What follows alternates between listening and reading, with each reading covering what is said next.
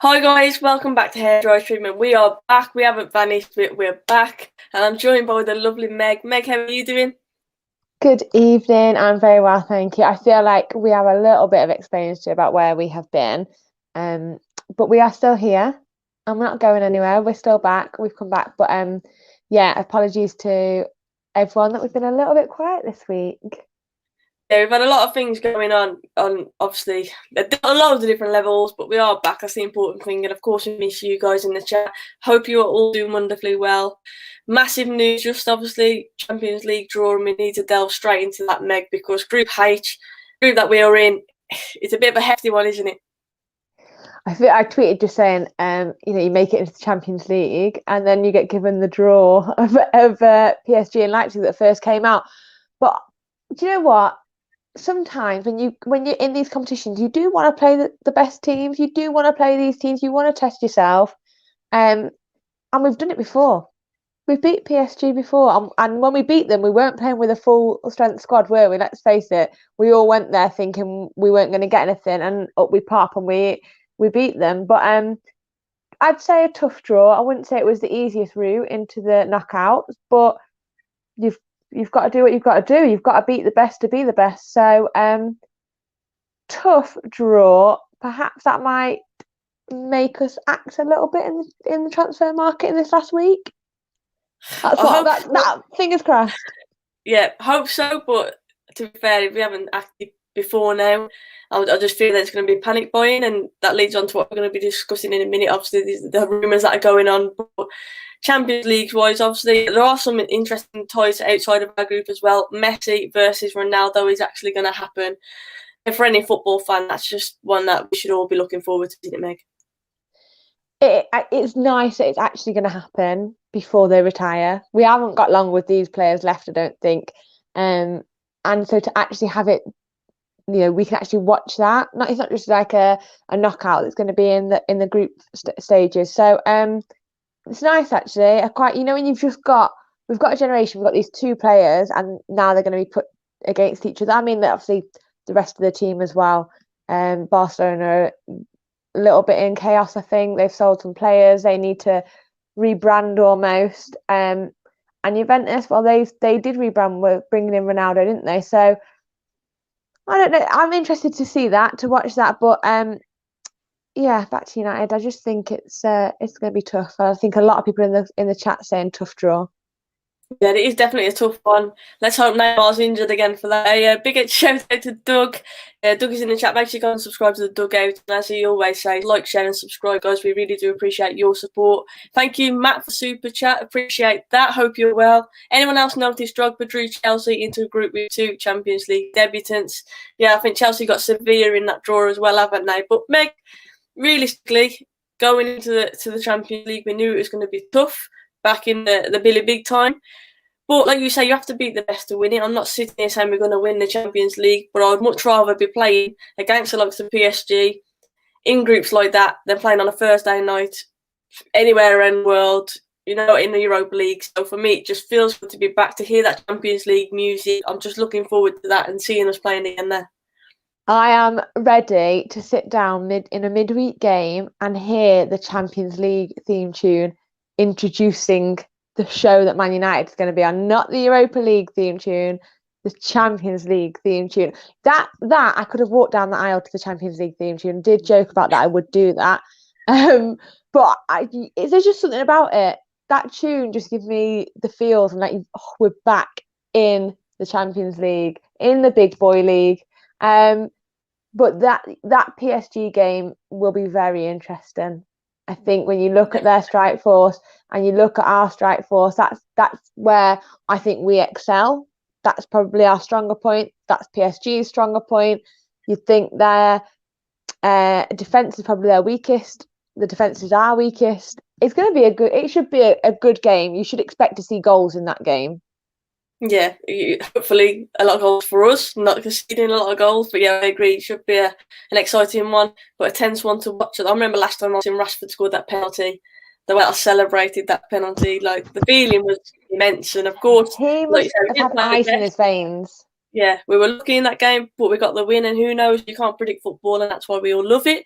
This is the group: PSG, Manchester United, Leipzig, and Istanbul. So Istanbul, you say doable. Leipzig without Werner, you'd probably say, yeah, you stand a chance. PSG is obviously a tough one, but then again, it depends what PSG turn up. We've seen many times PSG underachieving the Champions League in Europe. So yeah, I wouldn't completely write us off. Of course, it's daunting and it's a tough group, but I would not totally write us off. You can never fully write us off no matter what. But Meg, do you think a lot of it hinges on the transfer activity between now and the end of the window? Time is running out. Do you think our chances do depend on if we get players in? Time is ticking on, isn't it? Like, get a move on, please. Like, we need something. I feel like now as well, we need someone, because you're gonna lift the fans regardless right now. We've signed one player. We need that lift. And I feel like, when you bring players in, we've talked about healthy competition, but the morale as well. The players probably see the fact that fans are annoyed. Who's this coming in? I think my daughter. I don't know who's coming in. I think it might be. Who is it? Is it Lila? Lila, if you come in, come in. But no, she. Bless her. Go on then.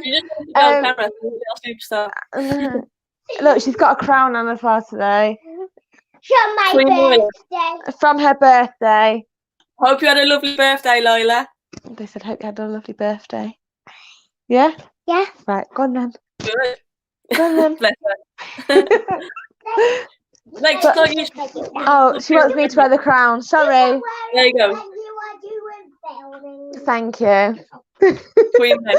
I get to wear the crown because I am the queen of this house. It doesn't even fit my head.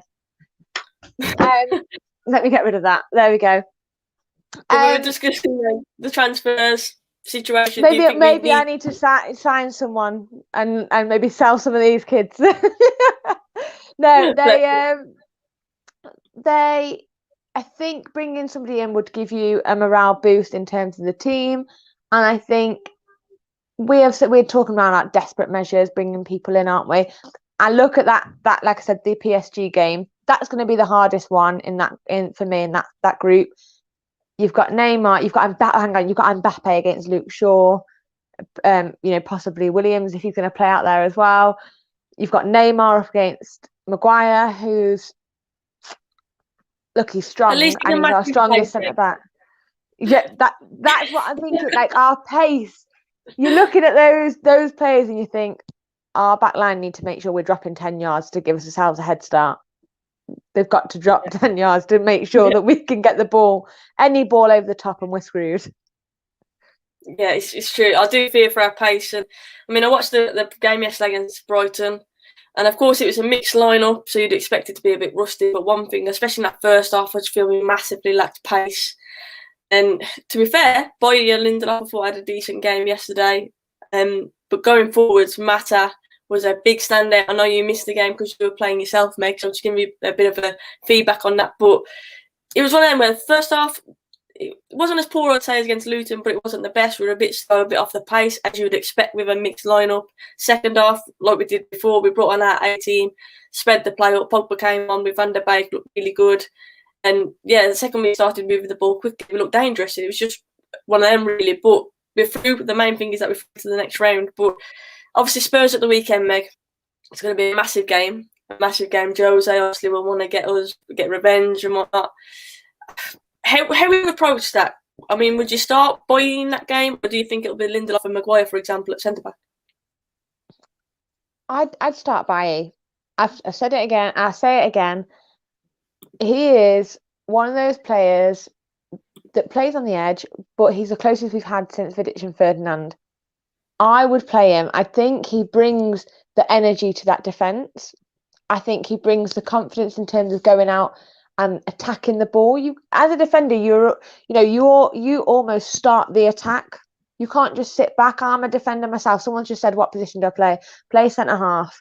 And I get told at the moment all the time, we are the first line of attack, because if we win the ball back, if we've broke the play up, this is where we're starting the attack from. And for me, Bailly is the one that will go out and get the ball.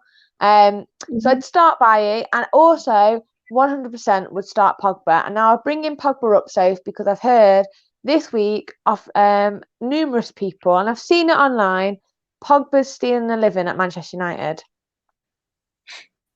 No. And I will go back to the game against Spurs on Project Restart.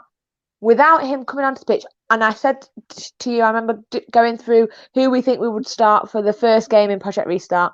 I would say hands down Pogba would always start for me. He is probably one of the best footballers we've got at the club, technically, like on paper, incredible.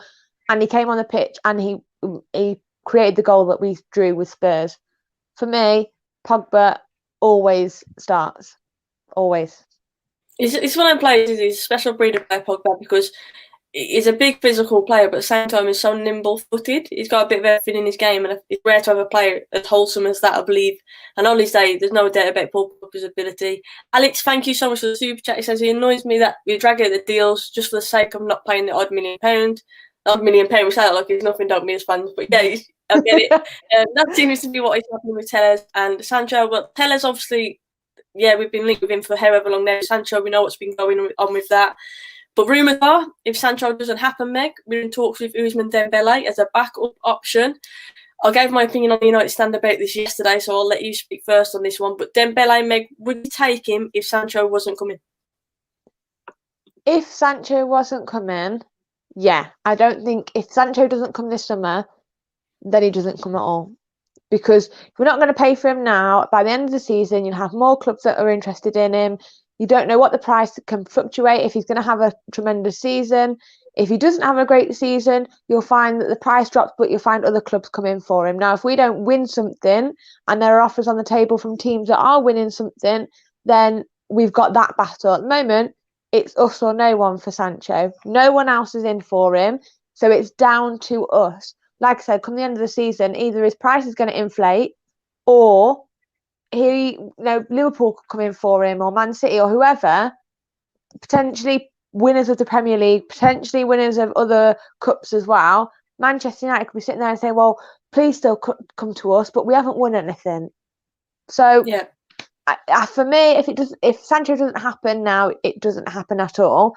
Although I want it to happen. So if Sancho doesn't come in, then I feel like we are going to be lacking on that right wing. We still need to bring somebody in. He's injury prone, Dembele, isn't he? Everyone talks about his injuries. And have we got the physios and the Department of Health in Manchester United to be able to keep him fit? Well, if you look at his record, I think it takes almost like a miracle to keep him fit, judging on evidence that we've seen. But I think with Dembele, look, he's obviously a bright young player. He's obviously very talented, but what's the point in being super talented if you're only going to play, a handful of games in a season? Probably not even that in his sake at the minute. He's still very young, which makes it even more worrying. I think that he's got such a bad injury record. And like I said, when he's fit, I'm not doubting his ability. But I just can't. Me personally, I don't think we should just fall for second option. It feels like I've said this before. Like Woodward is scouting on Twitter or wherever it is. You're just seeing names that we were linked with, and we just can't kind of run with that. There doesn't seem a clear plan. But the other thing with Dembele, aside from his injuries, is that obviously I think he turned up late to training before for Barcelona. He's got attitude issues. Ollie has obviously built a good squad morale. There was talks about Pogba being a virus when Jose was there, and it seemed negative. It seems a happy place to be at United now. It seems positive in the dressing room.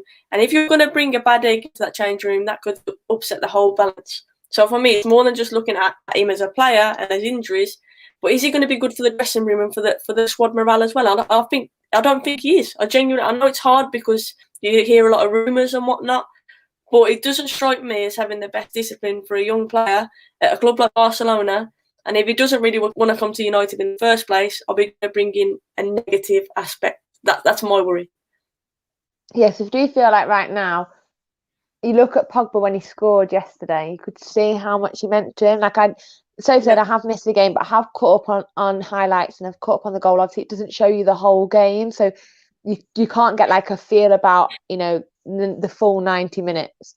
But I seen the Pogba goal and I just watched his reaction afterwards, and just how he was when he scored the goal. Like, it meant so much to him. I feel like that kind of issue with his attitude has died down. And I think we also, when he was injured and we brought Bruno in, and it looked like he was ready to play. I felt like Pogba wanted to come back and play because he wanted to link up with Bruno, and I don't feel like he's lost that yet. So I think the fact that we have got what seems to be like quite a good team morale at the moment, I'd hate for it to be spoiled. And you look at Van der Beek, by the way, the attitude of him coming in, that's the kind of player with the attitude that you want. Yeah. And obviously you've got to think about Pogba had a lot of stick, obviously, in the past for his attitude. The press, the media in England, for a fact, are going to jump straight on that as well. There's a lot of pressure for a young player coming in. And we don't want to end up with another Alexis Sanchez situation where we're playing a player mad wages, and I mean mad wages because he'll be on stupid money, to just be walking his dogs or playing Fortnite or whatever it does Moussa Dembele does, Ousmane Dembele does. We don't want a player who's going to be another Alexis Sanchez where it's hard to shake him off. So I think if we ended up with Dembele, I'd probably say it's less risky to go for a long deal. But even then, I believe we're going to lack a player because he's not going to be fit. He's not going to be fit. But of course, I hope we end up with Sancho. That's what I'm hoping for. I do not want Dembele. But if we end up with him, like any other player, I will support him because he'll be having the Red United shirt on, and I think you should back any player. Whether you wanted him in or not, you still back that player, don't you, Meg? Yeah, I think someone put in the comments, I don't know where it is now and I can't scroll up to find it either because it'll take me all day. Someone put about Sarr from Watford or Traore. I don't think Traore would leave. No, but I'd rather a Sarr kind of signing like that. That strikes me as more of an Ollie signing, whereas Dembele seems to just trying to big name. Do you know what I mean, Meg? I feel talk about Ollie, right? And I just don't understand why we're not giving him the players that he wants. I saw some of the way that we played football last night, and they talked about it being Ole ball, and the players looked like they were, at times, the football was flowing. And if you've got a team and you've got a manager who's got the team to that point with the players that he's mainly inherited, I know that he's brought in a few players now, but the team is mainly still the one that he inherited.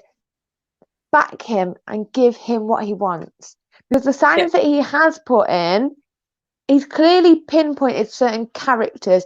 He's gone for Maguire. We wanted him, we got him. We wanted Aaron Wan-Bissaka, we got him. He wanted Bruno, we've got him. And those three, I know Dan James is on the cusp still, but those three players have made such a difference to this team. If Ole has pinpointed Sancho out, why aren't you backing him? Because the ones that he's wanted and the ones that he's brought in have brought so much to United that if he wants Sancho, get him Sancho. If he wants Telles, get him Telles. Because he's obviously in his head can see the vision. You sounded like that TikTok video. I want it, I got it. I want it, I got it. I want to get There's another song that I like him too. I like those are the players that we want. Doug, thank you for the super chat. He says on Dembele, get ready for the Dembulance. And obviously we need an ambulance for him. I saw one saying I think it was a hospital bed saying it was Dembele's bedroom or wherever it was. Yeah, there's a lot of memes going around already. We haven't even signed him. Hopefully we don't, but yeah, we could do. Meg, these Telles rooms for a left back.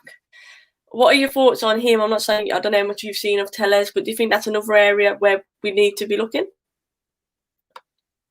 I think competition for that place would be incredible, because I think that you can bring the best out of a player. I haven't actually seen much of him play, but when you've got two players that are fighting for a place, as long as you rotate and you do keep them happy, I feel like that's going to bring either the best out of Luke Shaw or the best out of Telles. Then you can sort it on form.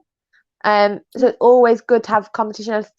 We've got Williams, but I do think perhaps if you had competition for the left-hand side, that Williams could then move over to the right-hand side, perhaps being a little bit more comfortable on his favoured foot.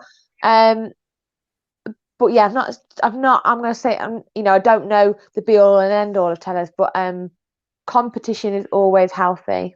And if it's not healthy, you've got Deadwood, because if they don't want to fight for a position, then they shouldn't be there. I think what Telles will bring is a lot more going forwards. We've seen he's got a lot of assists, a lot of goals. I think he's got a good engine. He's up and down, and I think that's something that we kind of lack, that confidence going forward, especially on Wan-Bissaka's side. We said he needs to improve there. Luke Shaw's side, I think we need consistency, someone bombing up and down, and I think that Tellers will bring that. So I'm interested. I would definitely. I mean, for the price that was being discussed as well, I think we should be getting that deal over the line. I'm not sure what's taking so long because it seems the player really wants to come to United. So, Red Devil Advocate, thank you so much for the super chat. I was actually looking into the membership thing last week. Guys, if you would be interested in me setting up a member scheme on hairdryer treatment, just drop in the comments, let us know, because if there is a big interest in it, of course I will look into setting that up. Simon says, when's the latest that we can get Sancho in order to play Spurs? So when can we get him and he'll still be available for the Spurs game?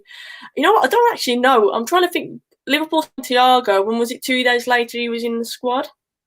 So I'm thinking, I presume they don't have to isolate either. I'm not even catching up on where you've got to be and not be to isolate or not isolate. I'm way past that point. Just wear your mask and get on with it. But I don't know. I've got no idea about that. But I would presume pretty soon if we want to get him for Spurs. Don't hold your breath for Sancho being on our team sheet for Spurs. Definitely do not hold your breath. I agree with that one.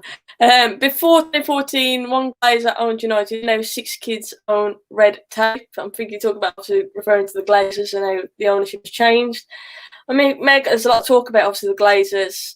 There's talk, obviously KG is initiating people to unfollow Man United, and on deadline day, that's what he wants people to do, and I'm fully supportive of that. I agree. I think it's disgusting. Like we could have been pushing on in this transfer window, we haven't, but this is the first time it hasn't happened, and I think it's obvious that we need changes at the top. It's obvious that there's problems beyond the manager, and we've said that for a while now. Well, Meg, will you be back in the KG scheme to unfollow United? I don't know, because you follow your Manchester United whether it's good or bad, don't you? Yeah. You pick your team and you follow them and you support them, and whether it's going right or whether it's going wrong, you still support them.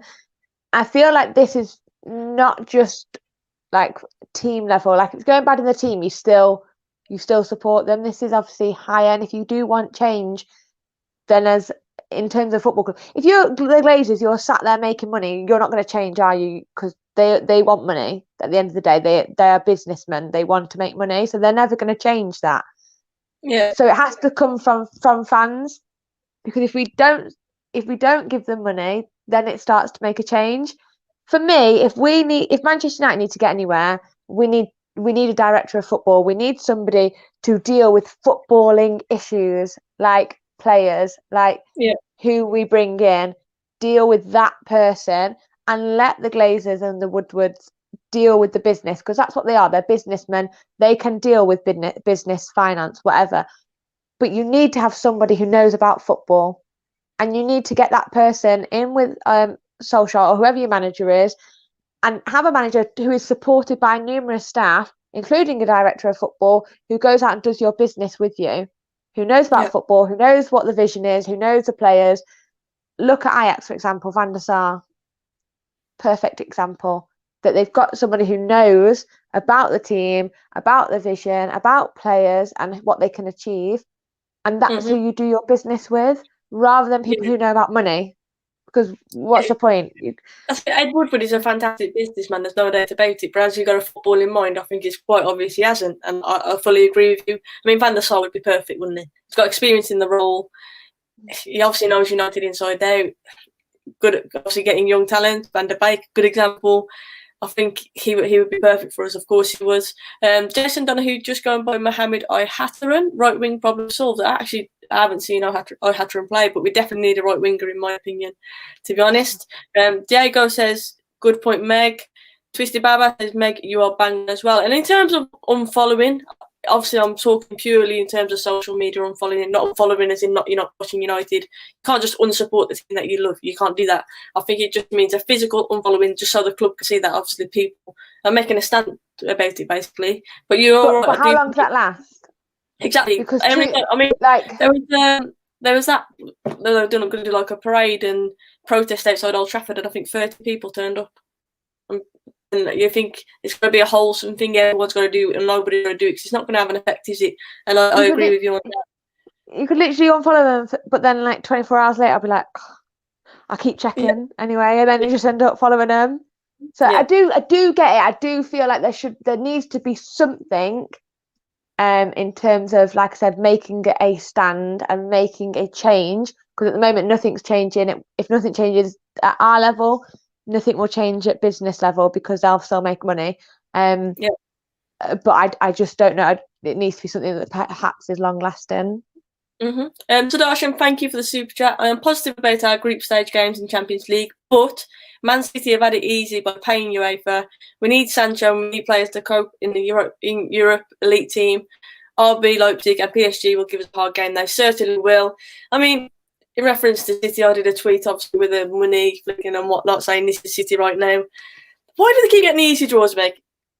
Why? The look of the draw, isn't it? They just seem to just be that team that get those draws that you all sit there and secretly we all kind of want an easy draw, don't we?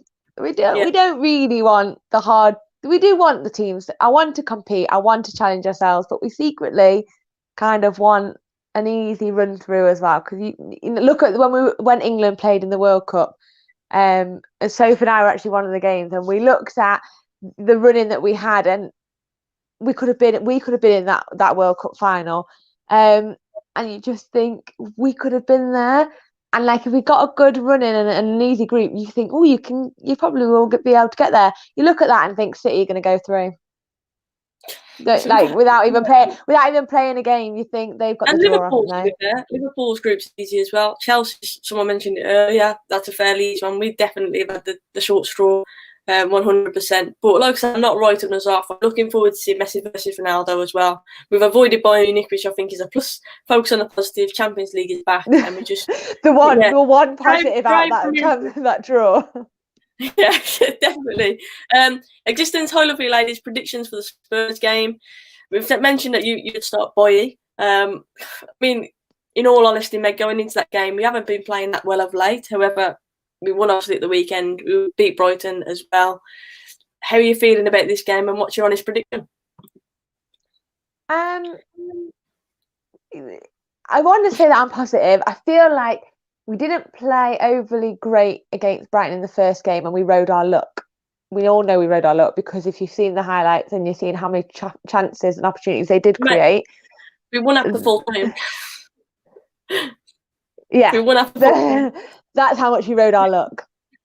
So I think, but you have to be able to win games. And previously in like last season, that wouldn't have been a win. That would have been a draw or even a loss. So I think they have to build on that. Like I said, I didn't see the game last night, but if you're going to go on result, that's a big result, clean sheet. And then going into the Spurs game, can Bale play this game? Is he still injured? I think he might still be injured. I think because he's been in training. Yeah, it's for a month. They said he was injured, so whether he's match fit, I don't know. Be interesting to see. Listen, whether he plays or not, they're still a tough team to go against. They've still got quality and depth, and it's a big game in our season, isn't it? This Spurs game. They're not going to be up there in the top two. They will be somewhere around us, I presume. They're obviously going to want to be in the top four. It's a big game. I'm going to say that Manchester United will win. But I only think it'll be a 1-0 or a 2-1. There'll be one goal in it, I think. Yeah, I think it's going to be a tight one, definitely. Piotr says no group of death this year should be interesting. Definitely should be interesting. But I am excited to get back into the Champions League. Existence, also Man City play UEFA for easy groups every year. Thank you for the super chat, but it definitely does make you think, doesn't it, Meg? It makes you question it. Adam, thank you so much for the super chat as well. Hey, Soph and Meg, love the show as always. Why go for Dembele? Greenwood benches him and Sancho benches Greenwood. Well, of course, there is Greenwood who can play in that role, and he had a good season last season. I think it's more a case of rotation, though, isn't it? Who else? Don't count Sancho benching Greenwood, because at the end of that last season, Greenwood was probably your first name on the team sheet. So I wouldn't say that Greenwood automatically gets benched. I do understand probably on paper you'd say that Sancho is better, but it's whoever for me is on form. You've got to look at the form of players. Rashford at the moment has not been on top quality form. Does he need that almost like spark that fire in his belly again? Okay, you've been dropped, so you need to work on it. So I don't know who gets benched, but yeah, you go on form for me. Yeah, I agree with that. Gordon, thank you for the super chat. We're a better team since last time we played PSG, but still need more players for quality rotation. You know what? I would agree with that. We are better than last time we played PSG, but I'd also argue they've improved as well. Obviously, they've got Herrera in there now. So, and Neymar, I think, will play as long as he's not injured again. But yeah, I think I'm looking forward to it. At the end of the day, we're back competing with the best. I think none of us are under the illusion that we're up to that level yet. But let's see how we go on. Let's not write us off yet. I think with that game, just with that game, so the game last time we played them, we were pressured. It was a knockout, so it wasn't like the group stage where I think the pressure's still there. But regardless of who played, we had to go out and win. And I think that really does, knockout games really do change like the environment of a game. So yeah, I think for a group stage it might be a little bit more cagey than a knockout one because we don't want to really drop points. Yeah, I wish I had George's enthusiasm there. We're going to win the Champions League, by the way. I hope you're right. I hope you're right with that one. And there's a few people saying Son may be injured as well. And I think Son is that's a big negative for Spurs. I think he's their best player. I think he's quality. He's out for a while, isn't he? I heard. Yeah, but if he's not playing, then that massively affects them, doesn't it? And to be fair, Spurs were unfortunate with injuries last season as well. So yeah, it'd be interesting one. Son is a player that I massively fear. I think he's quality. But in my score prediction, Jose Mourinho. I mean, when teams are defensive against us, we tend to struggle. I mean, like I say, Southampton with the blue last season, they sat in against us. We massively struggled. I'm hoping that Rashford scoring gives him good confidence. I thought he looked sharp when he came on again yesterday against Brighton. His goal was quality at the weekend. So I'm hoping we'll take confidence from getting 2 wins there on the bench and we can carry that into this one. I'm going to say a 3-1 United win. I think they'll concede, but I'm hoping that going forwards we're going to be a bit sharper and a bit more fluid. I think we've looked a bit sluggish, a bit off it, and I'm hoping that now the confidence will come and the fitness will come with a few games under our belts as well. So yeah, I'm going to say 3-1. But I think it's going to be a difficult one. Jose Mourinho, we know what he's like. They're going to be difficult to break down. And the key to us is starting quickly. I think when we don't start games quickly, we massively struggle. I think we need to start on the front foot. And someone said the team that scores first will win. I think that's a good way of looking at it, man. Yeah, definitely. I think for me, I'd like Martial to go ice cold again, have a bit more ice in his veins and be clinical. You know what he's like against Mourinho. We've seen it before. And yeah, I'd like to see Martial. I'd also like to see Pogba in net as well. Just two and two will do. I was buzzing Pogba scored when he came on. I thought he played really well. Him and Van der Beek, they played us kind of just beyond Rashford, and I thought that worked really well actually. But I think he came on and he looked sharp. He was really sluggish first game against Brighton. Really sluggish, but then I thought he looked sharp yesterday. The goal hopefully gives him confidence as well. But the goal was a bloody lucky one. I will say that it was going way wide, and it's that deflection that took it in. But I was happy for him. You know what I liked as well? There was a clip just before it. I think Dalot put the ball in and Pogba got on the end of a cross with a header. I want Pogba to be further forward because I think he's actually effective in the opposition box for headers. He's a big guy. He's physical. Technically, we know how good he is, and I'd like to see him further forward because I think he could be a threat in those situations. Yes, I just hope we play well as well. I think, like you said, when teams back off against us, we almost make it really difficult for ourselves because we don't play with pace, we don't move teams, and we talk about having patience when the teams sit back in. Soph and I have both played. We know that when a team sits against you, you've got to move them. You've got to be creative around the box. You've got to move defenders almost out of position to find a gap. You've got to move your screening midfielder, your defensive midfielder to find the striker's feet. So I hope that just if Spurs play defensively, that we recognise that we have to play quickly and we have to move players and get a little bit creative, play with a bit more freedom. Just go and play. Like attacking wise, we're good enough to just go and play and link up, beat players on a one-on-one. We're talented. We're talented up top. When we move the ball quickly, we're scary going forwards. But the issue is for me, we're far too slow. Coming out from Maguire, out from the back, we don't seem to have the key phases of play. And the speed at which we move the ball just allows teams just to sit and quite comfortably. You can see they're quite comfortably playing against us, and obviously with our lack of pace at the back when they counter-attack, that's where we get into a bit of bother. So yeah, I agree, we need to move the ball quickly. Matic in there, someone mentioned just that it makes them feel a bit easier at the back. I think Matic is crucial to us, be it playing in a holding role, because one, he can play those disguised through passes in between the lines, which is something that I think we need when we're playing against teams like that. But also, he just positionally, he always seems to be in the right place. He's just a really intelligent, well-experienced player. And I think his experience in there is crucial to us. We've been linked with Cavani as well. I believe he's a free agent, Edison Cavani. There's no doubt he's a goal scorer, but he's not getting any younger. He's also had a few injuries as well. What's your thoughts on him? I think that he's not Zlatan. And I think when we brought in a player like Zlatan, he came with this ego and with this character. And like I talked about morale in the team, I just don't get that with Cavani. I feel like, you're not a wannabe Zlatan. I'm not saying that he's that person, but what I'm saying is that, like you said, he's not any younger. He is that kind of same position, but it's not as Zlatan. He's a goal scorer, though. I will say that he's a goal scorer, but we've also been linked to Jovic as well. Real Madrid, I believe that might be a loan deal linked to. Again, he's a goal scorer, hasn't really done too much at Real Madrid. It'd be a risk, but I do think we need a goal scorer. So it'd be up for us bringing another striker in, even if it's just for competition, like you mentioned earlier, for Martial. Maybe bring some of that ice coldness back. But yeah, I think Jovic would be a decent signing. I would say a loan, though, to be honest. Medesa says we've been Dembele for loan. I want to sign him for 5 years. I don't know about that. I would not commit to that, to be honest with you. If says is a goal many people committing for 5 years right now. Like, don't just Manchester United just don't feel like we would have him for 5 years, Dembele, because you look at his fitness. But you look at him in the games he's played over the last year, and it's been like shocking. I don't know the exact number. If someone's in the chat could let me know, but I know it's an embarrassing amount of games he's played in the last year. And like I say, he's still young, so it concerns you that his injury record is so bad at the age he's at, doesn't it? It makes you think like long term where he's going to go. But George makes a good point. I think Cavani would be an example of a short-term fix. Zlatan was a short-term fix. Sanchez, you could argue, was a short-term fix. Short-term fixes don't seem to work, do they, Meg? I mean, the profile of the player Ollie is getting is young, exciting, player who fits the system.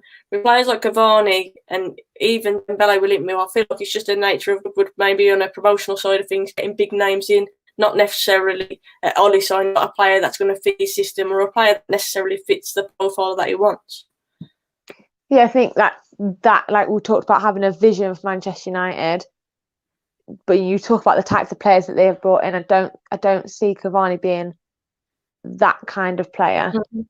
Yeah, I agree. Adam, thank you for the super chats. It's probably an unpopular opinion, but I would start Hendo and Boy with Maguire. I feel Van der Beek needs to start. What's your thoughts? Well, I was going to ask about Van der Beek. He looked sharp yesterday. He was frustrated because nobody was playing those disguised balls I mentioned between the lines to find the number 10. Yesterday we were too content passing sideways in the first half. Van der Beek was getting frustrated. He wasn't getting much of the ball, which is why I think Cavani didn't come on. Coming on helped him because he's an intelligent player. And like I say, Matic playing just behind that, I think, would work well. But obviously, Ollie has a headache. He's got Pogba, he's got Bruno, he's got Matic, Van der Beek. I mean, what would your midfield be against Spurs, mate? Oh, so that's on the spot, isn't it?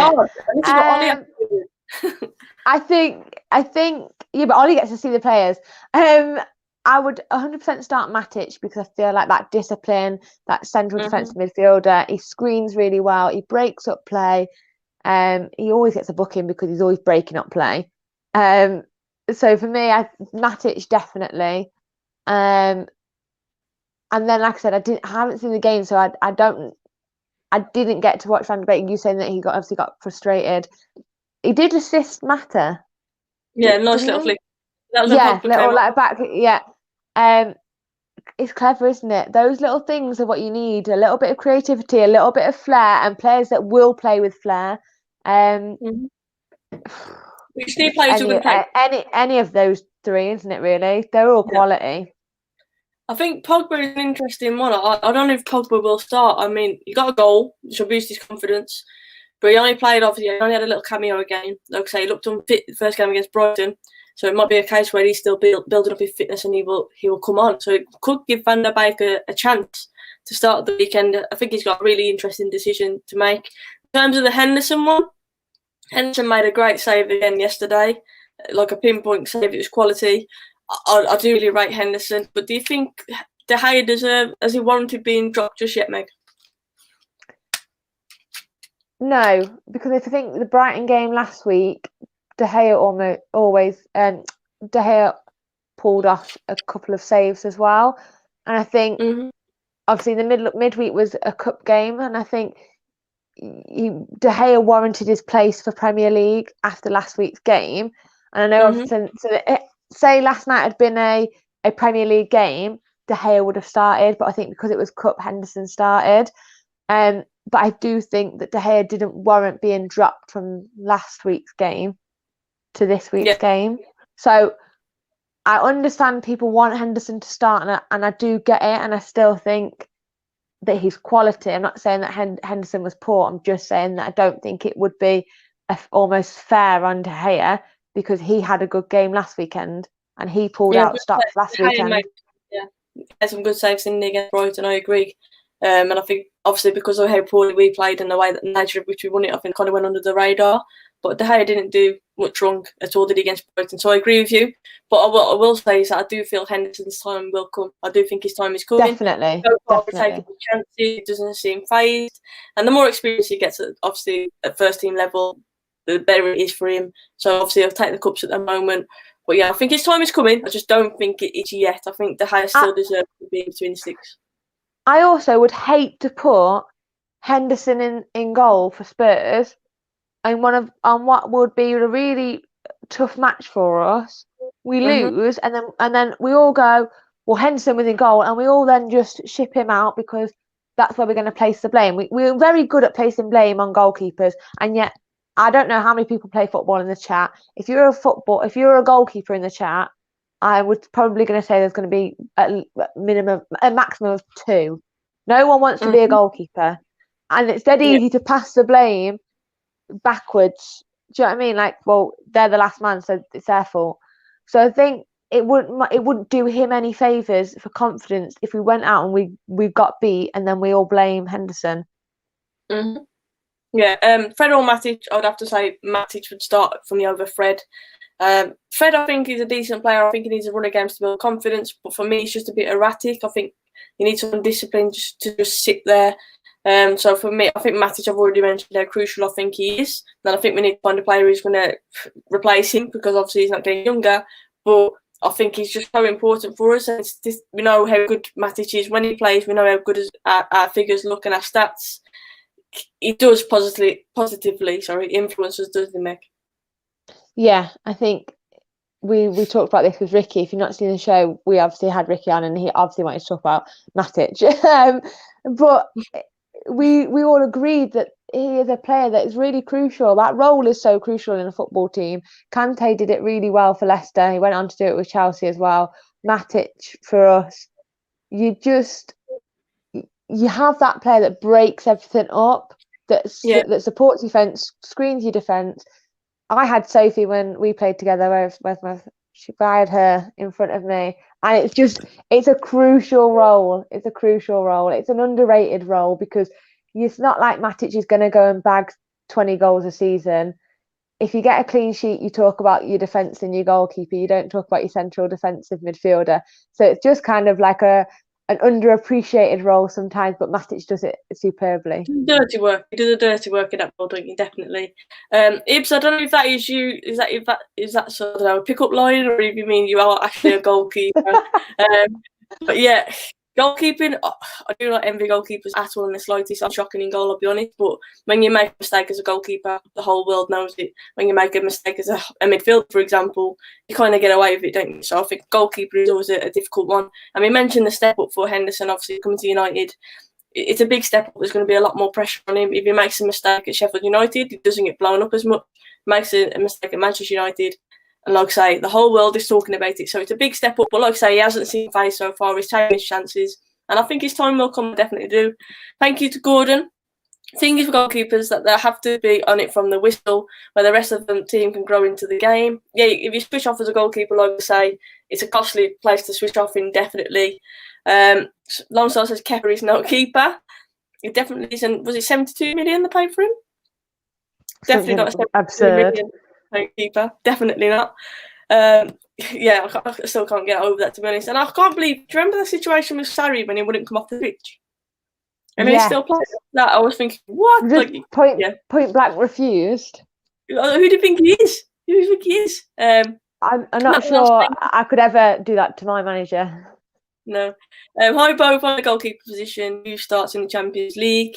I think it'd be De Gea still for me. I think it'd still be De Gea. Maybe argue, for example, if we've already qualified from group stages, then maybe Henderson will come in and we'd start to rotate them. But I think for the start, for the period, I would say, yeah, it'll be De Gea. That's what I would say. But if Henderson was put in goal, I definitely wouldn't be nervous. I wouldn't be fazed by that. I fully trust him, and that's a compliment to him. And obviously he's in the England squad again, which I'm buzzing for. So yeah, I do really rate Henderson, but I think De Gea will start off. Duran says we are in the group of death, so we certainly are. But mountains are there to be climbed, aren't they? That's what Ollie says, and I stand by that. Do not write off. 71.8 million, by the way, it was for Kepa. That's a ridiculous amount of money. It's just a joke. It's mad. It's mad. Miles says we really need a number 7. Love the show. So thank you, Miles. I agree. We need that right winger player. We definitely need that right winger player. And Meg, I'm just going to finish off on this. Phil Foden, Mason Greenwood, both been left out of the England squad, obviously, following what has happened before. What's your thoughts on that? Do you think they deserve to be left out this time? It's disappointing, isn't it? Imagine how he must be feeling right now. Like, you had your opportunity, your first opportunity, you messed up, not on the pitch, you messed up off the pitch. It's a tough lesson that their boys are going to learn. It's a really tough lesson that they will learn. I don't feel like they will probably ever do it again. I feel like the pair of them you'll find them really concentrate on football at the moment. I feel like they will get their heads down and work hard because they've had a little taste and they'll want to be back there, definitely. I wish he was in there, obviously for Greenwood, just because I think he is quality. I think he's an unbelievable talent, and I think that kind of player will excel playing at that level as well. Probably the right call though. If I was manager and I had 2 players that messed about, then I think I would be ruthless and say, do you know what? You had an opportunity. You didn't take the opportunity as well as you should have. And there are other players. There is so much competition for that England squad right now. It's nice to be able to have that competition as an England fan, and obviously, watching England, you want them to do well. I just think it's a real shame for them. It is a shame. We all said we were disappointed, obviously, by the whole situation. But I think on a personal note, I'm actually happy Greenwood's been left out fitness-wise, obviously. Getting him out of the firing line as well. Because imagine if he was called straight up to England, there'd be a lot of pressure on him, a lot of people watching his moves and see what he does exactly. The press, for example, the media, we know what they're like. So at least this way, I know Ollie and United were unhappy with the call at the first time. At least this way he's been kept out of the limelight a little bit. But long term, obviously, I hope he breaks back into that England squad. Brown Knight says 194, watching only 166 likes. Please hit that like button, guys, if you're enjoying it. I'd appreciate it. George made a good point as well. He's on about, obviously, Southgate is a manager, and he says, think about how he dismisses Grealish as well. It is true. I thought Jack Grealish, when he came on and made his debut, I thought he actually looked sharp, and he was trying to get on the ball as much as possible. That's one thing you will always say about Grealish. He doesn't hide, does he? And he was actively going and trying to get on the ball. He was positive. But yeah, no mention of that. So I do agree that seems to be some kind of hidden agenda there against Jack Grealish, and obviously don't know why that is, but I think Grealish is a very talented player. And again, I was happy that he got his debut for England. But yeah, Meg, we're both predicting a win for the Spurs game. I'm hoping we're both right. But the main thing, like you said, is I'm hoping that we can get off the edge of our seats, have some football that's going to excite us, because we have been a bit slow. We scraped, obviously, a win. And then yesterday wasn't the most convincing, but we did get the win in the end. So I'm hoping that we have a more convincing performance, and get the 3 points, which is the main thing, isn't it, Meg? Yeah, I feel I think I will probably miss the first. What time's kick off? 4:30.